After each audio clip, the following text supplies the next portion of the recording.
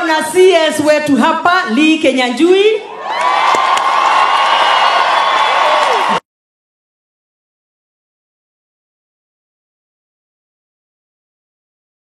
Nakuru County Harambe. Everyone here present, na all the people from every corner ya Nakuru County. Akuje hapa leo atuambie vision yake yenye yako nayo for Kenya in general.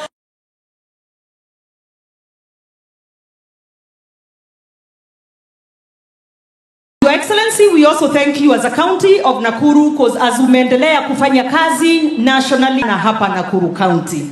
Now the reason I say that with such confidence, najua nyinyi from every constituency, from every corner, sima, kuna choo, kuna security, kuna cold rooms, kuna ICT rooms yenye vijana wa Rongai, kuna affordable housing coming hapa Soilo, kuna markets huko Rongai na huko South. The stadium that has stalled for 13 years. Sasa itafanyiwa kazi na kazi imeanza pale.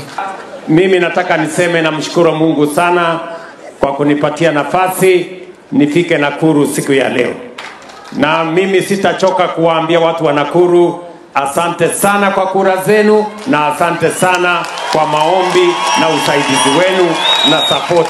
Na ile kazi tunafanya kwa pamoja. Nataka niwashukuru zaidi za kuishi pamoja kwa amani. Nakuru jameni, si tunaishi pamoja kama ndugu wa taifa moja? Mimi nawahakikishia watu wa Nakuru na nawaomba, tafadhali msikubali tugawanywe kwa misingi ya kabila ama tifika. Ama? Hata mtoto akienda shule si anakuja na report card.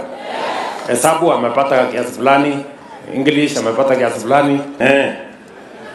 Amos 3 mstari wa 3. Amos ngapi?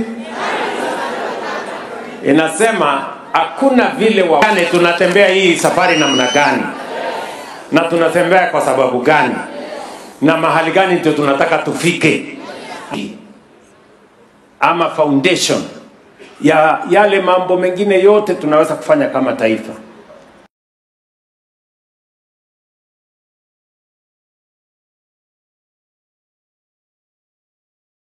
Among the 6 countries ambayo ilikuwa inaeleweka hawa wako na madeni na wata default ya uchumi, hii nitapanga vizuri.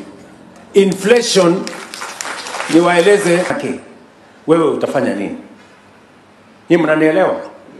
Lakini kwa mapenzi ya Mungu, zile inchi 6, I can now tell you, mimi nikiwa hapa Nakuru County, mimi sasa naweza kuwaeleza ya vile tutapanga ajira ya watoto wa Kenya. Niko na mambo manne nataka niwaeleze kuhusu mambo ya kazi ya watoto wetu.